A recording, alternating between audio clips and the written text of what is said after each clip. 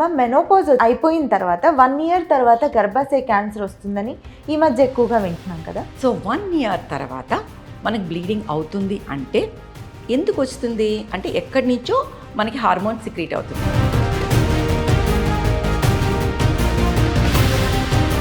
అది ఎలాంటి అజాగ్రత్తల వల్ల జరుగుతుంది, దాన్ని ఎలా డయాగ్నోస్ చేయాలి?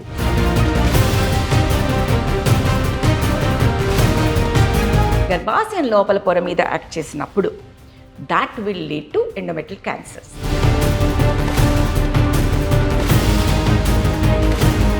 సంవత్సరానికి ఒకసారి డాక్టర్ దగ్గరికి వెళ్ళి మన బోన్స్ ఎలా ఉన్నాయి, బ్రెస్ట్ ఎగ్జామినేషన్ చేయించుకోవటం, స్కాన్ చేయించుకోవటం.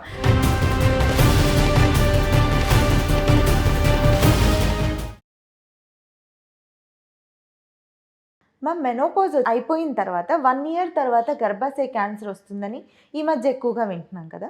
అది ఎలాంటి అజాగ్రత్తల వల్ల జరుగుతుంది, దాన్ని ఎలా డయాగ్నోస్ చేయాలి? మెనోపాజ్ అంటేనే ముట్లో ఆగిపోయిన 1 ఇయర్కి కానీ మనం లేబుల్ చేయం.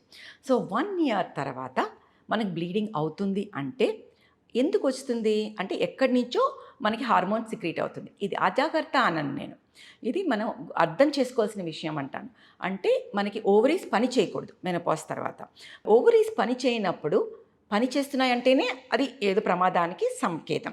సెకండ్, మనకి ఎఫ్ఎస్హెచ్ ఎక్కువ ఉంది అంటే ఓవరీస్ పని చేయట్లేదు అంటే ఇంకెక్కడి నుంచో హార్మోన్స్ రిలీజ్ అవుతున్నాయి. అంటే మనకి ఈస్ట్రోజన్ ఎక్కడి నుంచి, ఎడ్రినల్స్ నుంచి అన్నా కావచ్చు, ఊబకాయం ఉండడం వల్ల ఆ ఫ్యాట్ నుంచి అన్నా కూడా కావచ్చు. ఈ ఎక్కువ ఈస్ట్రోజన్ గర్భాశయం లోపల పొర మీద యాక్ట్ చేసినప్పుడు that will lead to endometrial cancers. అది ఎండోమెట్రియల్.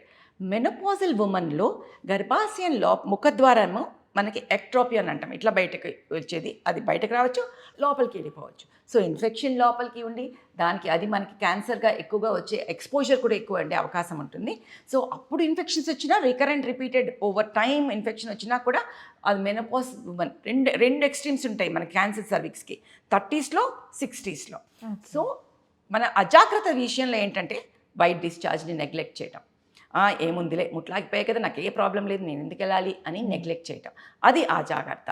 మెనోపాజ్ తర్వాత తప్పనిసరిగా తీసుకోవాల్సిన జాగ్రత్తలు ఏంటంటే సంవత్సరానికి ఒకసారి డాక్టర్ దగ్గరికి వెళ్ళి మన బోన్స్ ఎలా ఉన్నాయి, బ్రెస్ట్ ఎగ్జామినేషన్ చేయించుకోవటం, ప్యాప్స్మియర్ చేయించుకోవటం, స్కాన్ చేయించుకోవటం, అన్నీ బాగున్నాయి అని చూసుకోవటం. అలాంటివి చేస్తే దాని అజాగ్రత్త అనమాట.